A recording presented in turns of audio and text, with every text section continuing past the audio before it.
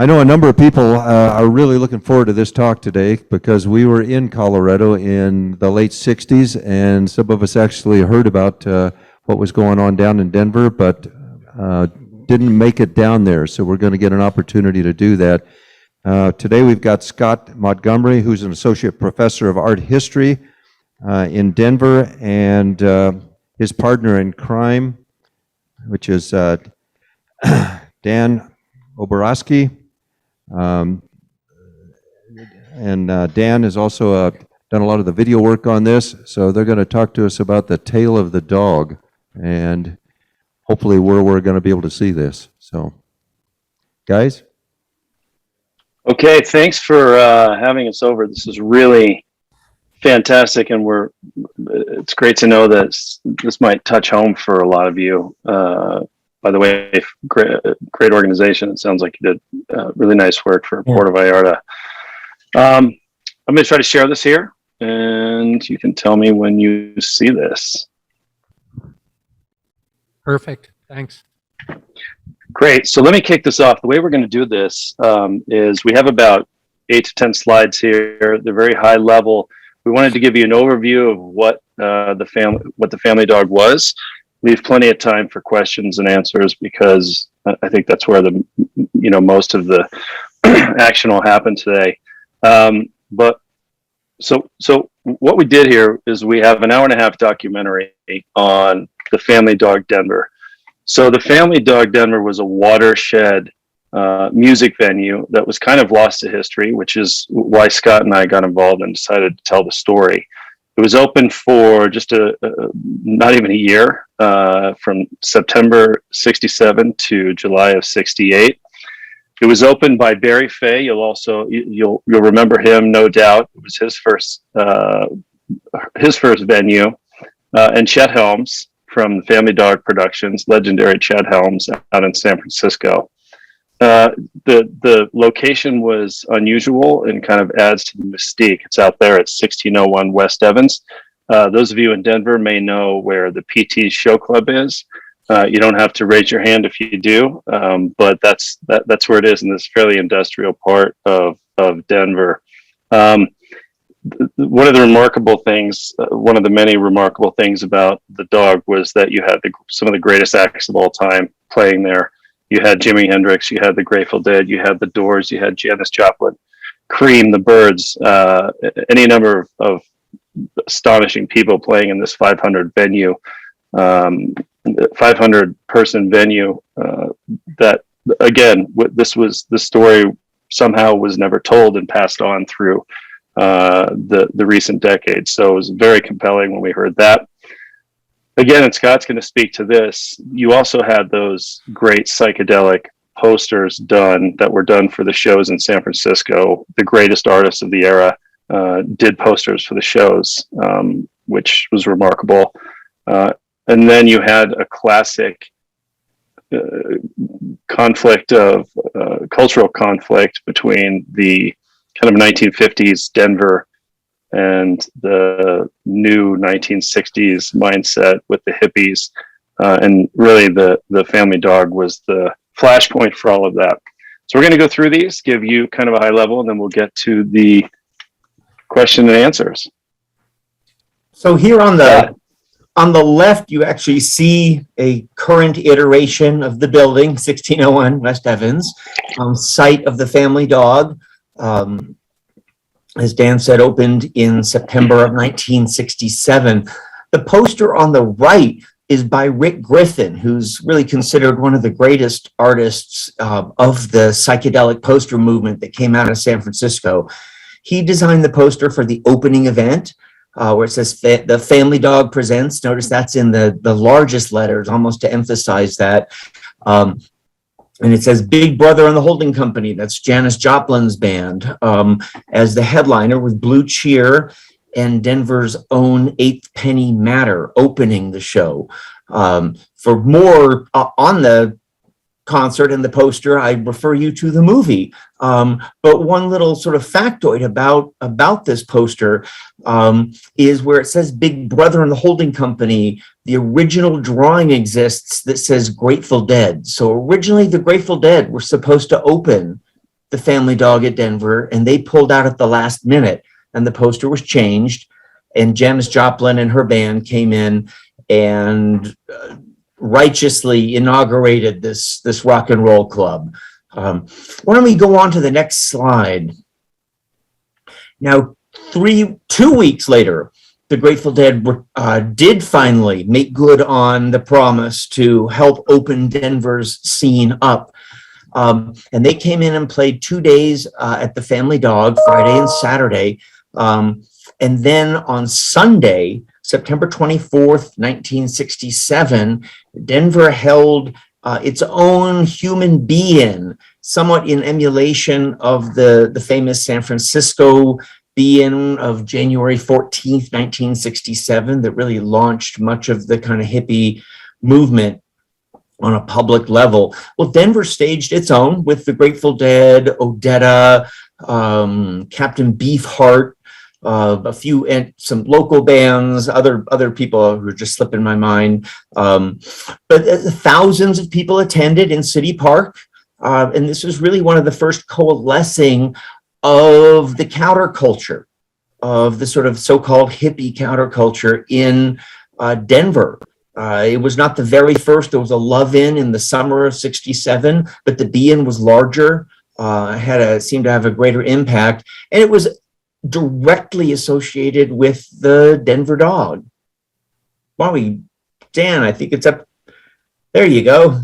Yes. So one of the most remarkable things about this place, Denver had a lot of local clubs with small kind of bands with maybe some regional impact at the most.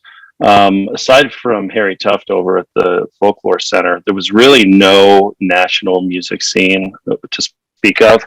But when Barry Fay and Chet opened the Denver Dog, Barry had been booking shows at DU. So he had a touch of experience doing it. He would obviously go on to become one of the world's biggest rock promoters, but this is where he started. And he and Chet were able to bring in, again, the biggest bands with a few exceptions of the era. You can see these aren't the best examples on the left of the poster art. As it happens, because of the cultural conflict, when they opened in September '67, the heat was immediately on. By September '68 or December '68, the San Franciscans had left, and the good poster art went with them. But nevertheless, so these two posters on the left are from 1968. But you can see, and the art was not as good because Barry was running it then, and it wasn't a priority. But you see that you had Jimi Hendrix, you had Cream, you had the Byrds, you had Janis Joplin, you had these bands playing over on West Evans. And I think one of the most remarkable, maybe the most remarkable fact about the Family Dog Denver was that, and this project took us 6 years. I think we were about as thorough as you could have been. I think this will be the definitive history of the dog because it's never been told before. Never been told before, and I don't think it can be told in first person again the way it is.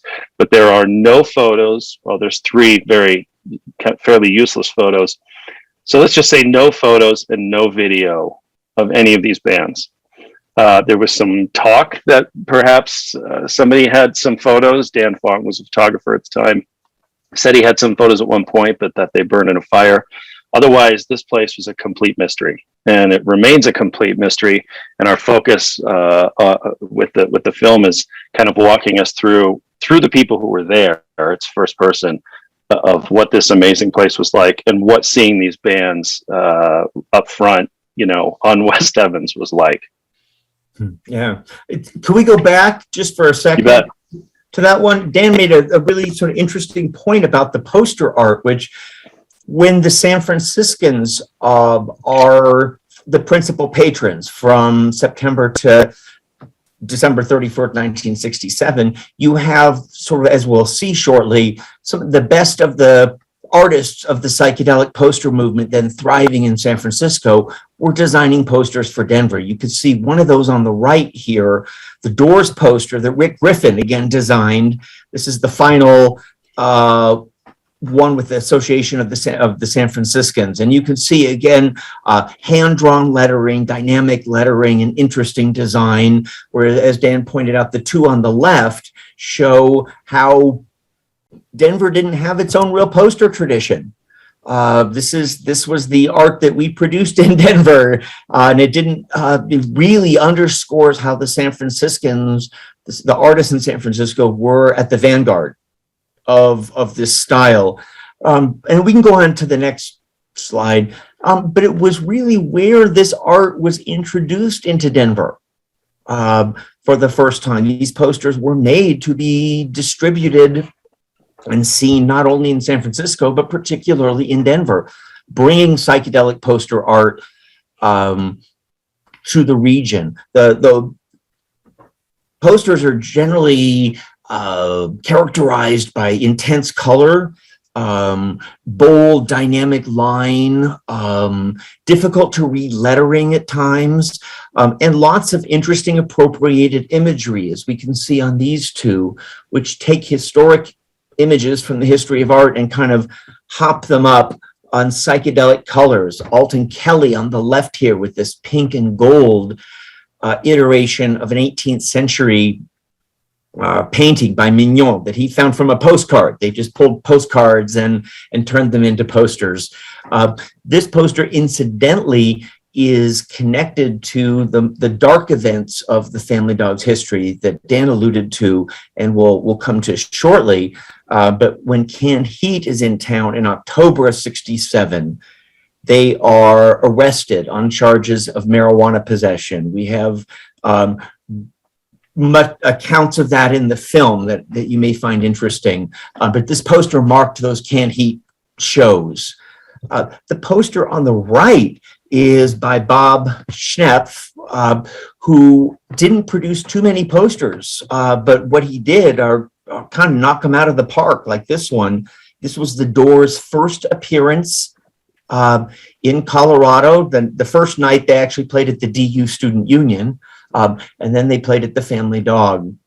So Lothar and the Hand People, local band of real great importance in sort of the development of electronic music and rock. And then the Doors headlining with this fabulous poster art that Schnepp pulled from an engraving by Gustave Doré of the Bible. So again, I think these two are good examples of the height of the poster movement as expressed at the Family Dog Denver. So the one of the other amazing aspects about this, when we interviewed everybody that we did, and as we've said, it's first person, so we were able to find an enormous number of people who were there, who worked there, who hung out there, who played there. To a person, they spoke about the mystical, almost mystical, just spectacular aspect of the venue. It was a square room where they were able to come in and do what they wanted with it. And the light show, they had one of the first liquid light shows in America, which was run by Diogenes Lantern Works. This was imported along with everything else directly from San Francisco. And then he had this whole process of how he did the light shows. It was very extensive with liquids and textured bowls projected through overhead projectors onto the walls on top of this kind of Family Dog logo with the zodiac signs around it, painted in fluorescent colors, neon colors. So when the lights were off, or you had the black lights going, you had the projections of the posters and all of these liquid visuals on the walls on top of this dance floor that was glowing under your feet, with the arguably the best rock and roll bands of all time, probably inarguably playing just a few feet away from you. Everybody talked about how it was an absolutely extraordinary place.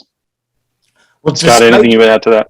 The size of the venue is, as Dan mentioned, is small, but the light show, in terms of the sheer number of people working, he would have up to 14 people working, was one of the largest light shows going on in North America. I think it rivaled anything in terms of scale that was going on in San Francisco and certainly in New York at the time. So this is one of the more important iterations of what I argue was a really important early, emergent art form, light art.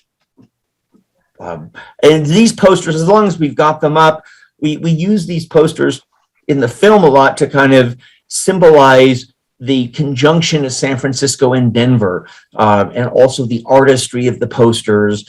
It's a pair of posters designed by Rick Griffin again and Victor Moscoso. On the right is the poster for the Denver show. And on the left is the poster for their Jim Queskin's concerts in San Francisco, I believe the following week. I may be wrong, it may have been the week before. And what I love is that they're designing advertising for concerts in different cities, but they work together as a diptych, as a pair of posters. And so what we can see is these are artists who are grappling with the artistry of the poster.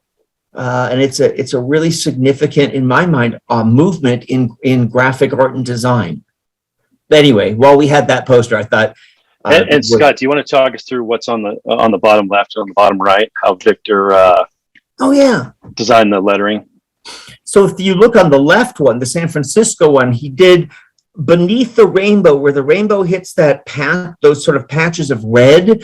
That's where the main lettering of the concert date location is. It's beautifully embedded into these flowers. Of course, this is San Francisco, flowers in your hair, redolence of the summer of love, and Moscoso is playing on that.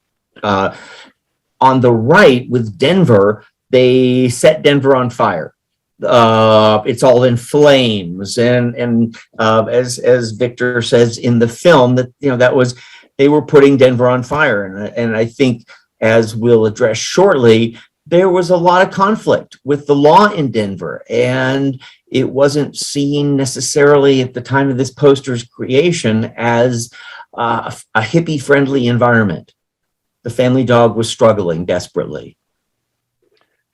Which is a good transition into what Scott was just alluding to, was that as soon as the family dog opens, there was major conflict. You had kind of the World War II Korea generation suddenly having their kids doing drugs and hanging out in hippie, kind of, as they would say, squalid hippie enclaves on Capitol Hill and around town. Kids running away and just being very different than their own generation was, and for the first time, you saw a lot of hallucinogens coming into town tied to this culture. People were very afraid, and they, with the mayor's backing, all the way down to the Jerry Kennedy, who many of you may remember there on the left, who we interviewed, said something's got to be done about this. And so they were under constant pressure from the day they were opened. The two sides to every story. It took us a long time to get the police and kind of find out who was involved and get their side of the story, which was very illuminating. We were very familiar with kind of the police were they were overly aggressive, and they were basically intolerant to an excessive degree of what these kids were trying to do there. When you talk to the police, they certainly have their own understandable view of things, where, like I said, their kids are doing these drugs and hanging out in ways that their parents were not happy with. So it was a much smaller town then, and you see there in the center, John Gray was the guy that everybody mentioned. We heard about him for years before we actually were able to talk to him, but he was the bad guy. And there are loads of articles and references to him as being the cop that's bird dogging the family dog. And he certainly has his view of how that played out and why he did what he did, and it makes for a very interesting story where nobody is necessarily no one's necessarily the bad guy. It's a legitimate just clash of cultures. Yeah, our goal as historians was to tell the story and not to create a sort of a fanboy celebration. There's certainly celebration of the art, of the music, of the dynamic fomenting of cultural change, but we tried to let the story speak for itself. As Dan said, this is all run in firsthand accounts. What people talked about is what we were able to weave into this story, and having both sides of the story, especially on the famous Canned Heat bust, the police and Canned Heat both just giving their side of the story. Our role as filmmakers and historians was to let that story just tell itself. And so we tried to tell a very even-handed, yet engaging tale. And that leads to how why this was important. Certainly an interesting story in and of itself, and we really hope you go and watch the film, especially as local people. I think you'll find it very, just the story itself, just very engrossing. But the legacy is undeniable. It was the beginning of the music scene as we know it in Colorado. It started with Barry Fay.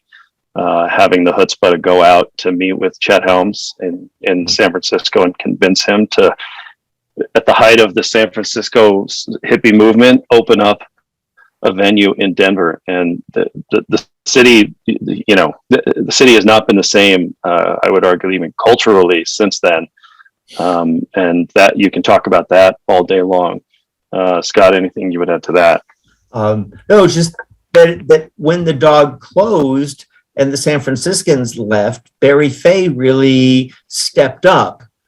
He had been the sort of talent organizer, for lack of a better way to put it. And he really steps up and founds Fayline Productions, and the rest is sort of local music history. That his beginning, like that of so many people, can be found directly at the dog. So we want to get to Q&A, but you can find the film on Amazon, iTunes, Apple TV, YouTube, Google Play, Vudu, and something called Tubi TV. So we do hope that you watch it. It's, we didn't have the Ken Burns resources. We had friends, family, and the help of the University of Denver in making this, but I do think you'll find this a very thorough and hopefully objective first time, and possibly the only time that this story will be told. So one of the things that I've just to follow up with that, I'm sorry, even during the making of the film, we were constantly and acutely reminded of how tenuous capturing this history is by any number of people that we had hoped would be on our interview list passing away. This story, as Dan said, there isn't film, there aren't photographs, there aren't really audio recordings to speak of. It resides in people's memories, and we sought to capture that while we could, and hope that you'll find it an edifying film. So GD, how do you want to open it up to any sort of Q&A? Yep, we can do that right now. I can start it off. I've got one question. How did these posters get preserved, and how many of them are there, and are they in any kind of a format, or are copies available, or is it in a book? I know you did a big exhibition of these posters back in 2015. The posters are, I can't remember the print run, it varied by poster, but there are plenty available. And the Denver ones, most of the Denver ones did not acquire the same value. A couple of the Denver ones are highly valued. They're all available. You can acquire them from, I would say, a place called classicposters.com is where I would go. Mike Storham is an up and up guy. He's very honest. So you could still get a hold of them, but they were all printed in San Francisco. sort of produced by San Francisco artists, printed there. The majority probably shipped out to Denver. So there are lots floating out there. Did I answer all? There was a lot of questions in there. I have another question.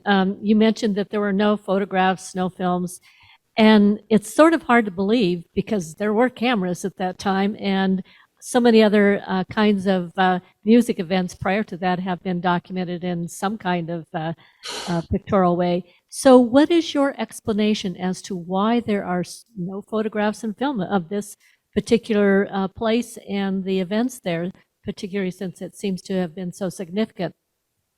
Part of it is cameras were most definitely available, you're right, but they weren't as prevalent.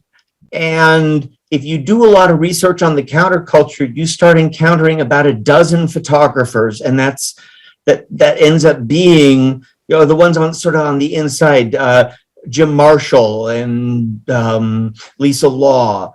And so there aren't that many, and I think there just weren't that many people being dedicated enough to cart their camera around to these events. Most people were just having a good time. Yeah, they were living it, because that was one of the most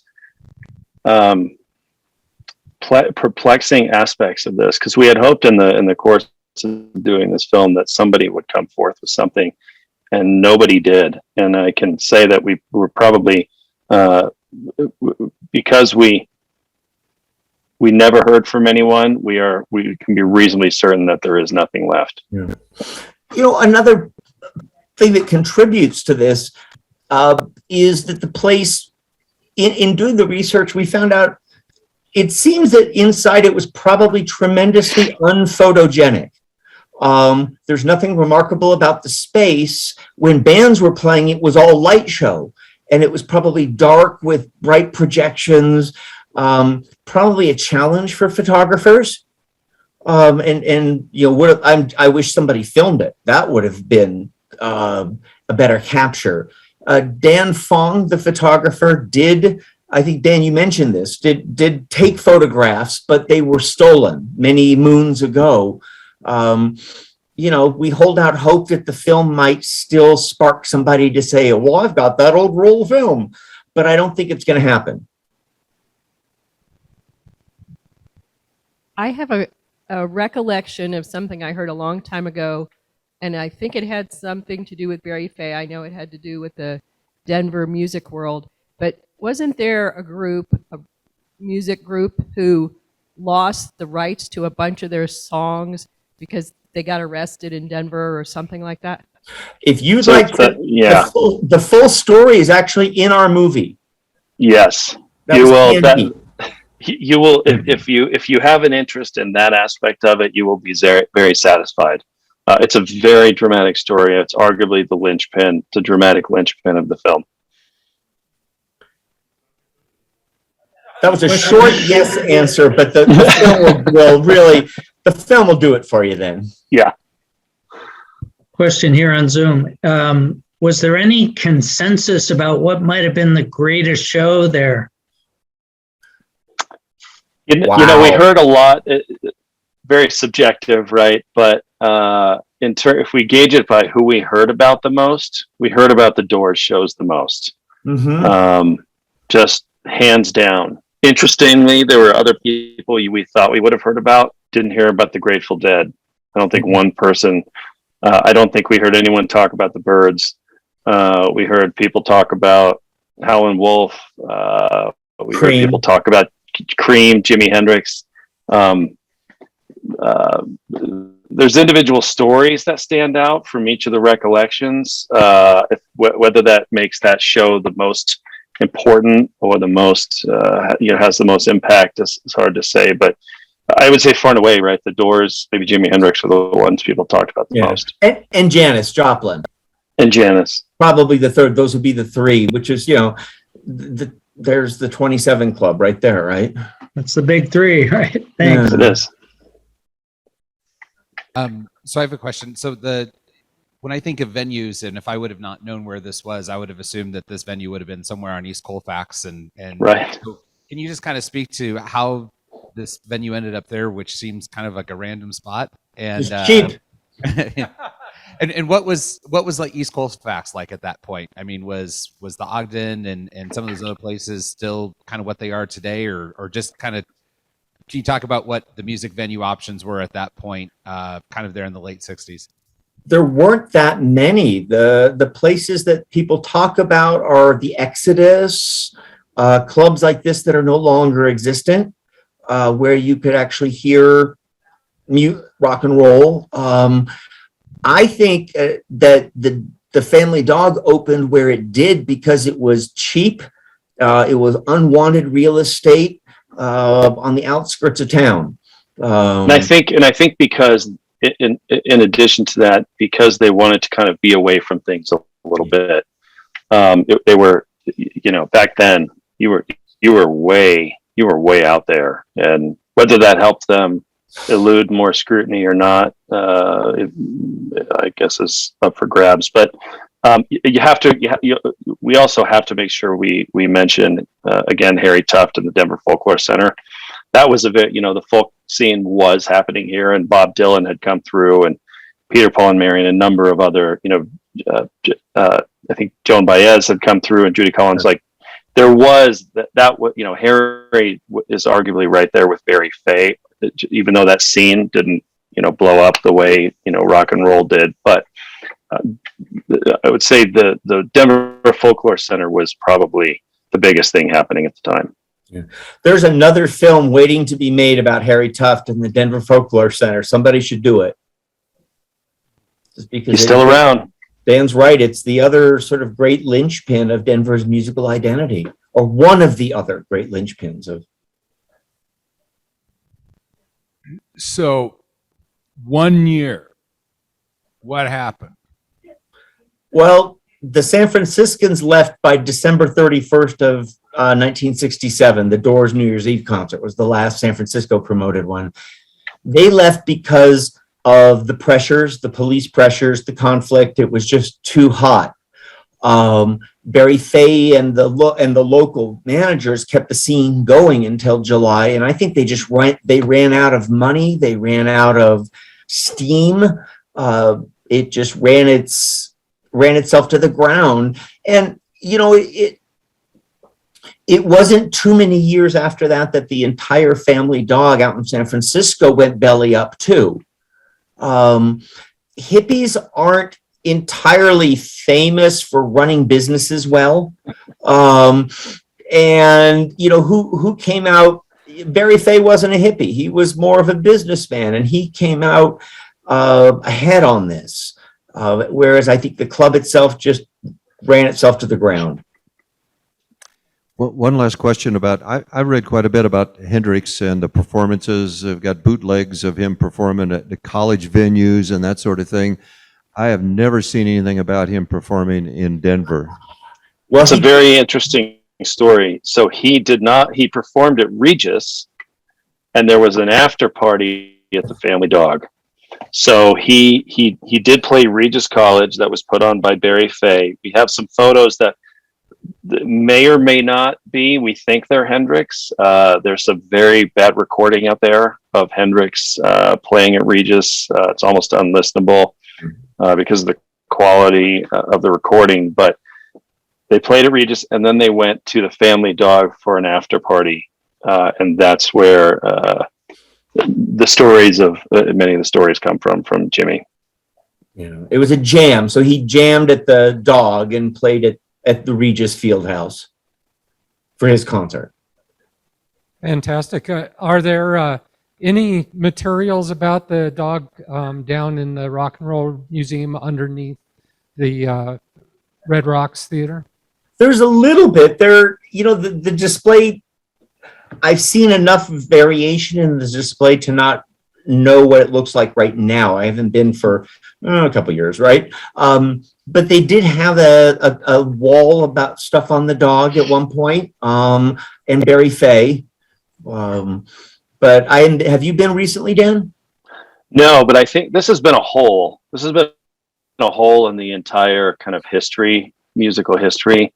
And is another reason Scott and I did this. Colorado Music Hall of Fame just did not have much on it. When Barry was inducted in 2011 or whatever, that's when they put the family dog info in there, and it's really just a blurb, right? It's about a few paragraphs long. They have a few examples of the posters, extremely limited. The Music Hall of Fame didn't know anything either. Right. And the family dog does not have its own place in the Colorado Music Hall of Fame, although they are, and Colorado Music Hall of Fame is very obviously supportive and interested in this film and this story. But they are inducting the Fox in Boulder this year, but they don't. But the family dog Denver does not have its own place in the Colorado Music Hall of Fame. So I would say what they have is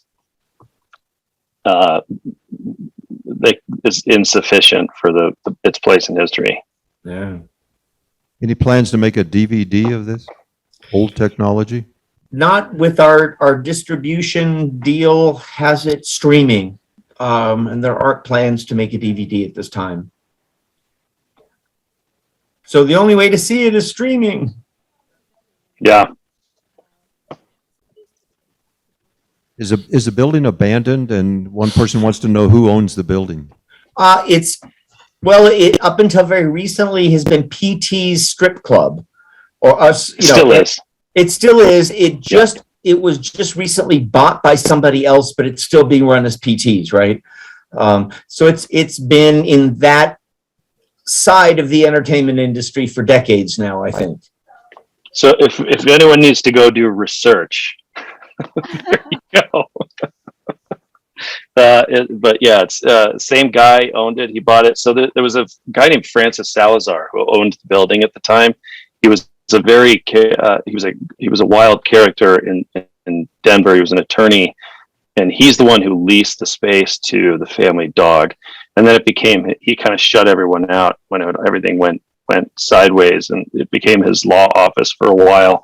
And then it was sold to the Lowry family. Troy Lowry took it over, his dad and him, and they ran it for 50 years until it was just sold to a big strip club, adult entertainment organization.